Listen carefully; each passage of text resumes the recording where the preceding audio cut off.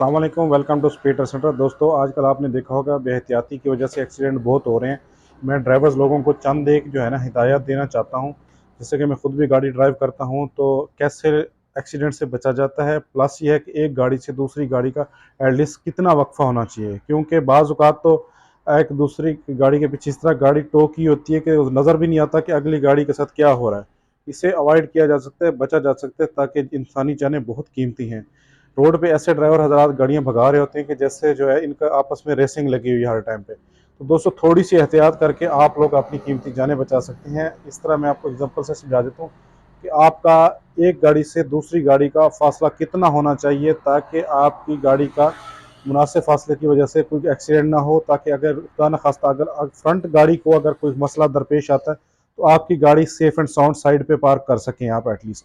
آئے میں آپ کو کچھ ویڈیو سے سمجھاتا ہوں۔ دوستو، آپ کا ڈسٹینس اتنا مینٹین ہونا چاہیے ایٹ لیسٹ آپ کی گاڑی 2 سیکنڈ کے بعد اس جگہ پہ پہنچے جو فرنٹ پہ گاڑی آپ کے موو کر رہی ہوتی ہے۔ ایٹ لیسٹ اس کا ٹائر پنچر ہوتا ہے، خدا نخواستہ اگر ٹائر برسٹ ہوتا ہے تو ایٹ لیسٹ آپ اپنی گاڑی کو کنٹرول کر سکتے ہیں اور سائڈ پہ کسی محفوظ جگہ پہ آپ گاڑی پارک کر سکتے ہیں، کیونکہ آپ اگر ڈسٹینس محفوظ نہیں رکھیں گے تو آپ کی گاڑی بھی محفوظ نہیں رہے گی، کیونکہ کچھ بھی ہوگا تو آپ کی گاڑی فوراً ہٹ ہو جائے گی۔